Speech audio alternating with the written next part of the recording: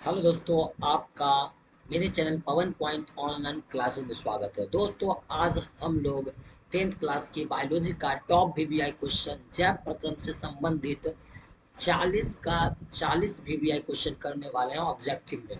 ठीक है दोस्तों, तो आप लोग वीडियो के अंत तक बने रहिएगा ताकि आपको 40 का 40 क्वेश्चन याद हो जाएगा। दोस्तों, मेरा पहला क्वेश्चन है, पौधे में वाष्पोत्सर्जन किस भाग में होता है? तो दोस्तों, ऑप्शन में दिया हुआ है जड़, तना, पत्ता, फूल। तो देखिए, इसका आंसर होगा दोस्तों पत्ता, यानी ऑप्शन सी मेरा सही आंसर है। दोस्तों, इसको हम प्रैक्टिकल भी कर सकते हैं। आप क्या कीजिएगा, एक पॉलीथीन प्लास्टिक लेकर के पौधे के पत्ते को ढक दीजिएगा। ठीक है दोस्तों, उसको कवर कर दीजिएगा प्लास्टिक से।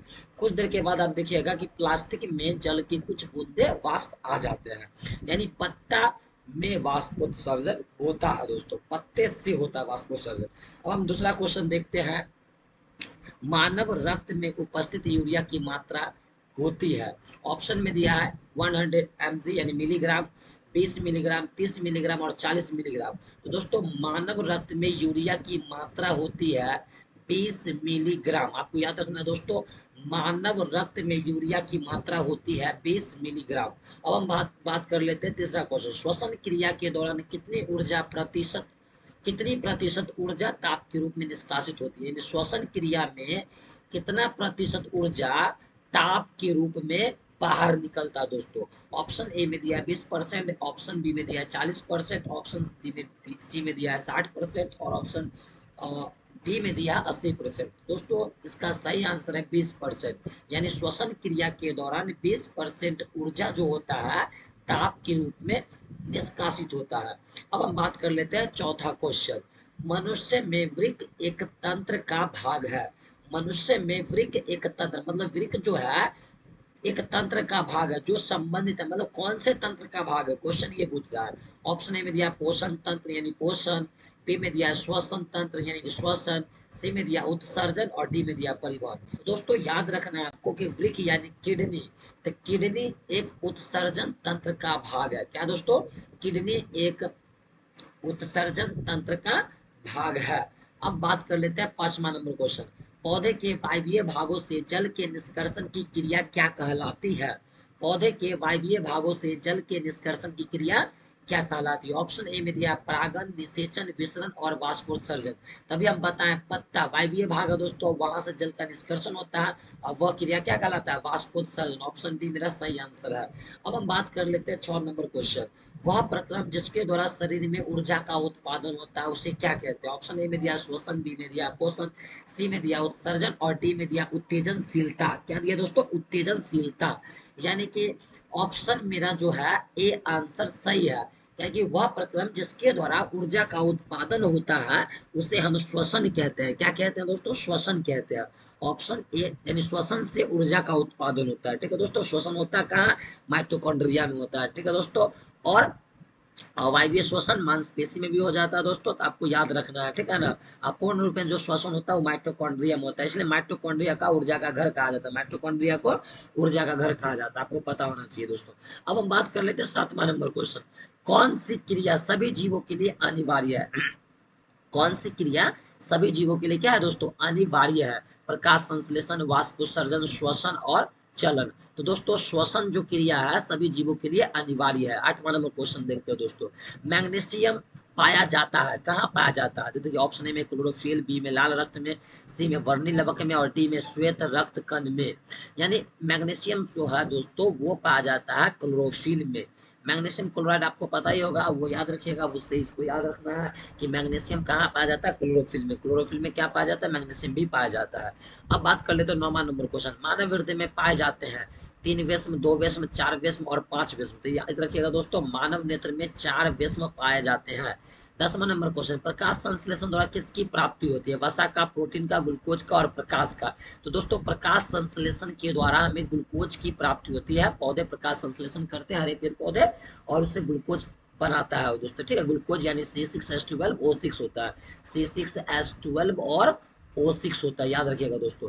अब हम बात कर लेते हैं 11वां नंबर, कोशिका झिल्ली किस प्रकार की झिल्ली? पारगम्य, अर्ध पारगम्य, अपारगम्य और इनमें से कोई नहीं। तो याद रखना दोस्तों, कोशिका झिल्ली जो है अर्ध पारगम्य है, यानी सेमी परमिएबल है। क्या दोस्तों? Semi permeable. अब 12 नंबर क्वेश्चन बात कर ले, दही के जमने में निम्नलिखित में से कौन सी क्रिया होती है? तो देखिए दोस्तों, ऑप्शन में दिया अपघटन, प्रकाश संश्लेषण, किण्वन, उत्सर्जन। आपको याद रखना है दही के जमने में क्या किण्वन होता है। दही को हम किनते भी है ना दोस्तों, तो किण्वन हो, इसे आपको याद रखना है। ठीक है, तो दही के जमने में कौन सा क्रिया होता है? किण्वन। ऑप्शन सी मेरा क्या है दोस्तों? सही आंसर है। अब हम बात कर लेते हैं 13 नंबर, जीवन की उपापचय क्रिया के संचालन के लिए कौन आवश्यक है? ऑप्शन ए में दिया निरंतर ऊर्जा की आपूर्ति, बी में दिया शरीर की वृद्धि, सी में दिया टूटे फूटे ऊतकों की मरम्मत, और डी में दिया इनमें सभी। तो दोस्तों, जीवन की उपापचय क्रियाओं के संचालन के लिए हमें इन तीनों चीज की जरूरत है, तीनों चीज की आवश्यकता है। ऊर्जा की आपूर्ति भी, शरीर में वृद्धि भी, और टूटे फूटे ऊतकों की मरम्मत भी। अब बात कर लेते हैं 14 नंबर, मानव में डायलिसिस थैली है, नेफ्रॉन, न्यूरॉन, माइटोकॉन्ड्रिया, इनमें से कोई नहीं। तो नेफ्रॉन इसका सही आंसर है दोस्तों। नेफ्रॉन जो है एक डायलिसिस थैली है। अब हम बात कर लेते हैं 15 नंबर क्वेश्चन, मत्स्य का मुख्य श्वसन अंग क्या है? मछली का मुख्य श्वसन अंग क्या है? तो मछली का मुख्य श्वसन आपको याद होना चाहिए फेफड़ा नहीं, सॉरी, गिल्स। गिल्स, गलफारा। क्या दोस्तों? गलफारा। क्या दोस्तों? गलफारा। आपको याद होगा, मछली गलफारे सांस लेता है, गिल्स सांस लेता है। आपको तो पता ही होना चाहिए दोस्तों, बहुत आसान था ये क्वेश्चन। मत्स्य का मुख्य श्वसन अंग क्या है? तो यहाँ लिखा है किया, फेफड़ा, गिल्स और नाक। तो सिंपल है, गिल्स, गलफारे से सांस लेते हैं, गिल्स। ठीक है ना। अब हम बात कर लेते हैं 16 नंबर क्वेश्चन, पौधे में गैसों के निष्कासन के लिए किस क्रिया का उपयोग होता है? ऑप्शन ए में दिया प्रासरण, बी में दिया विसर्जन, सी में दिया वाष्पोत्सर्जन, और डी में दिया परिवहन। तो पौधे में गैसों के निष्कासन के लिए, गैसों के निष्कासन के लिए, गैस के निष्कासन, गैस के बाहर निकलने के लिए विसरण क्रिया का उपयोग होता है दोस्तों। आप 17 नंबर क्वेश्चन, क्लोरोफिल वर्णक का रंग होता है, तो जानते हैं क्लोरोफिल वर्णक का रंग होता है हरा, नीला नहीं होता है, लाल नहीं होता, और सफेद नहीं होता, हरा होता है। इसी कारण से पौधे का रंग भी क्या होता है? हरा होता है। अब हम बात कर लेते हैं 18 नंबर, कवक में पोषण की कौन सी विधि होती है? स्वपोषी, मृतजीवी, संभोजी, और कोई नहीं। तो दोस्तों, मृतजीवी पोषण होता है। कौन सा पोषण है? मृतजीवी, यानी कि कवक एक मृतजीवी है, मृतजीवी है, और कवक को अपघटक भी कहते हैं। क्या कहते हैं? अपघटक कहते हैं। अब हम बात कर लेते हैं 19 नंबर, कह रहा है यहाँ पे, रेजिन एक गोंद कहाँ संचालित रहता है? रेजिन एक गोंद है, कहाँ संचालित रहता है? ठीक है दोस्तों, रेजिन एक गोंद है जो कहाँ संचालित रहता है, संचित रहता है, वो समझना है दोस्तों। रेजिन एवं गोंद कहाँ संचित रहता है? ऑप्शन ए में दिया फ्लोएम, बी में दिया कॉर्टेक्स, सी में दिया छाल, और डी में दिया पुराने जाइलम। तो सिंपल सा इसका आंसर दोस्तों, कि रेजिन एवं गोंद जो होता है ये एक अवशेषी पदार्थ है, अवशेष पदार्थ है, अपशिष्ट पदार्थ है। ठीक है दोस्तों, और ये रहता है पुराने जाइलम में। कहाँ रहता है दोस्तों? पुराने जाइलम में। 20 नंबर क्वेश्चन देखते हैं, शरीर में भोजन को पचना किस प्रकार की अभिक्रिया है? तो शरीर में भोजन का पचना एक ऑक्सीकरण अभिक्रिया है। क्या दोस्तों? ऑक्सीकरण, यानी उपचयन, संचयन, विस्थापन और अपचयन। तो शरीर में भोजन का पचना है ना दोस्तों, ऑक्सीकरण है, और ऑक्सीकरण को हम उपचयन भी कहते हैं। क्या कहते हैं दोस्तों? उपचयन भी कहते हैं, यानी उपचयन इसका सही आंसर है। अब हम बात कर लेते हैं रक्त क्या है? तो दोस्तों, रक्त क्या कोशिका है, या उत्तक है, या पदार्थ है, या इनमें से कोई नहीं? तो देखिए, रक्त पदार्थ तो है ही, लेकिन रक्त है क्या? तो रक्त एक तरल संयोजी उत्तक है। क्या दोस्तों? तरल संयोजी उत्तक है। तो ऑप्शन बी मेरा इसका सही आंसर हो जाएगा दोस्तों। अब हम बात कर लेते हैं निम्नलिखित में कौन उत्सर्जी अंग है? ऑप्शन ए में दिया वृक्क, ऑप्शन बी में दिया अग्नाशय, ऑप्शन सी में दिया आंख, ऑप्शन डी में दिया कोई नहीं। तो दोस्तों, याद रखना निम्नलिखित में से कौन एक उत्सर्जी अंग है? उत्सर्जी अंग, तो आपको याद रखना है वृक्क एक उत्सर्जी, उत्सर्जन का काम करता है, उत्सर्जी अंग है। अब 23 नंबर क्वेश्चन, रक्षी कोशिकाएं पाई जाती है जड़ में, पत्तियां में, फूलों में, फलों में? तो दोस्तों, पत्तियों में पाया जाता है गार्ड सेल्स, रक्षक कोशिका है। यहाँ पे लिखा रक्षित कोशिका है, समझ लेना दोस्तों। अब हम बात कर लेते हैं 24 नंबर क्वेश्चन, इथाइल अल्कोहल किस प्रकार के श्वसन में बनता है? तो दोस्तों, इथाइल अल्कोहल यानी अल्कोहल वायवीय श्वसन में बनता है, और वायवीय श्वसन बनता है ए और बी दोनों में बनता है, इनमें से कोई में नहीं। तो दोस्तों, याद रखना इथाइल अल्कोहल जो है अवायवीय श्वसन में बनता है। ठीक है दोस्तों। अब हम बात कर लेते हैं 25 नंबर क्वेश्चन, मनुष्य के सांस लेने और छोड़ने की क्रिया को क्या कहते हैं? श्वासोच्छ्वास कहते हैं, श्वसन कहते हैं, निश्वसन कहते हैं, उत्सर्जन कहते हैं। तो मनुष्य के सांस लेने और छोड़ने की क्रिया के सम्मिलित रूप को श्वासोच्छ्वास कहते हैं। क्या कहते हैं दोस्तों? ऑप्शन ए मेरा सही आंसर है। यानी 26 नंबर देख लेते हैं, रक्त में आयरन की कमी से होने वाला रोग क्या होगा? तो टीबी, मधुमेह, एनीमिया, उच्च रक्तचाप। तो देखिए दोस्तों, एनीमिया क्या हो जाएगा इसका आंसर सही?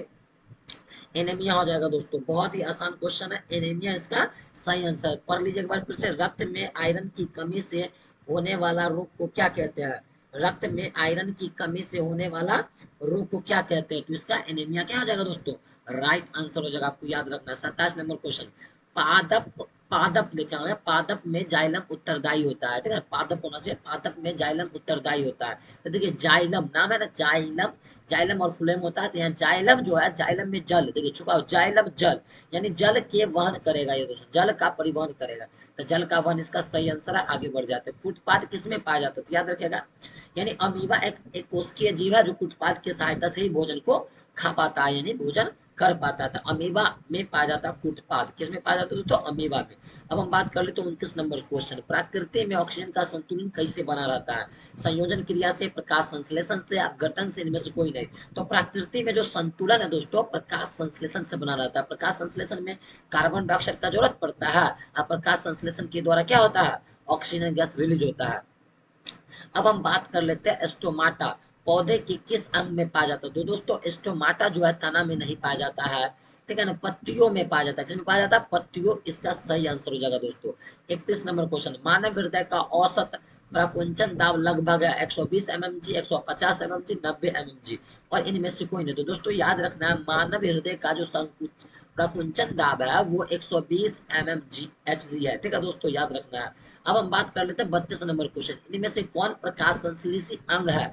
पत्ती, स्ट्रोमा, ग्राना, हरित लबक। तो आपको याद रखना, पत्ती जो है दोस्तों वो प्रकाश संश्लेषी अंग है, और क्लोरोप्लास्ट यानी क्लोरोफिल जो है वो है प्रकाश संश्लेषी अंग, ठीक है दोस्तों, क्लोरोप्लास्ट। अब हम बात कर लेते हैं 33 नंबर, वाष्पोत्सर्जन कैसी प्रक्रिया है? शारीरिक, भौतिक, रासायनिक, प्राकृतिक।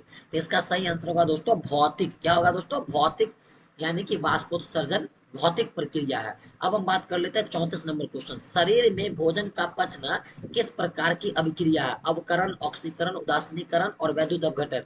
तो शरीर में भोजन का पचना एक ऑक्सीकरण अभिक्रिया है दोस्तों, ऑक्सीकरण। स्वपोषी पोषण के लिए आवश्यक है, chlorophyll, carbon dioxide, Surya Prakash, इनमें से सभी। तो इनमें से सभी इसका सही आंसर है दोस्तों। 36, पायरुवेट के विखंडन से यह कार्बन डाइऑक्साइड, जल तथा ऊर्जा देता है, यह क्रिया क्या है?